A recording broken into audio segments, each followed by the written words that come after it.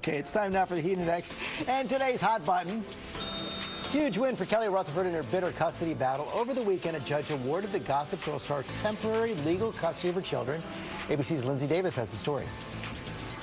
After 6 years in and out of court, one actress's personal drama might be coming to an end. I just got a message that our kids are in some kind of trouble at school. On Friday, a California judge siding with Gossip Girl star Kelly Rutherford in a custody dispute, awarding her sole and legal temporary custody of her 8- and 5-year-olds, allowing her to retain their U.S. passports so they can return from Europe, where they've been living with their German father, Rutherford's ex, Daniel Giersch, since 2012.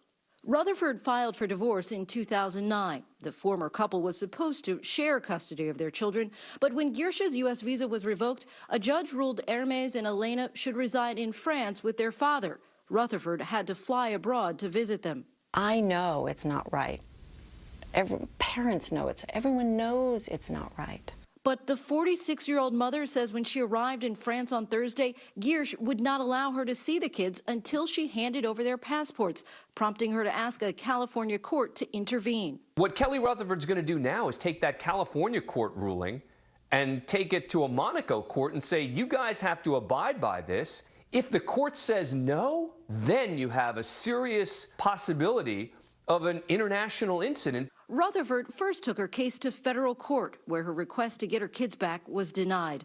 I sat down with her last month, just days after that ruling. How does it feel at this point? Are you more frustrated or angry or sad? I could sit here and tell you how often I cry. I can tell you how it feels to leave my kids in a foreign country, to go see them after not seeing them for weeks on end, not being able to take them to school, pick them up from school, dress them, smell them, hug them. The actress now hopes those moments aren't far off, traveling to Monaco this week to retrieve her children, telling ABC News she is optimistic that Mr. Giersch, after reviewing the order, will cooperate fully.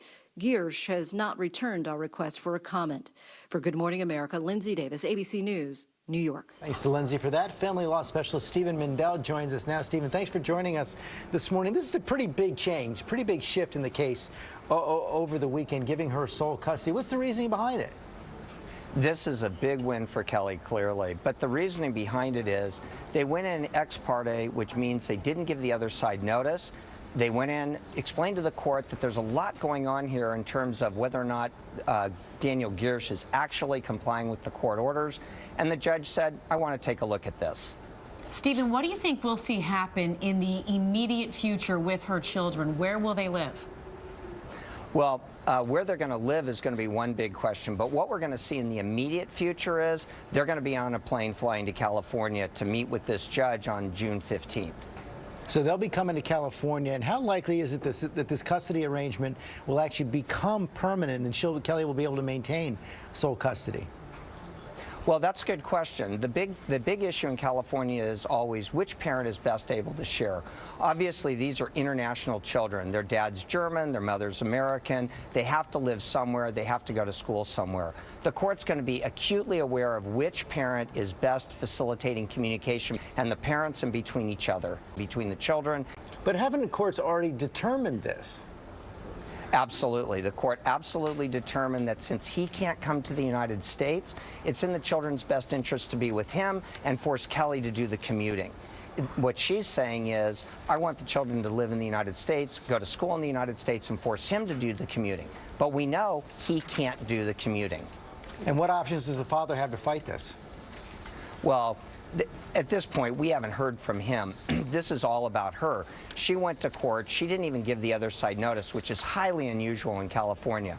So now what's going to happen is the judge is going to get a good look at this on June 15th, may or may not make changes, but clearly this is a wake-up call for Daniel Giersch. It's the judge is telling him absolutely, unequivocally, pay attention, follow my orders, and you won't have any trouble.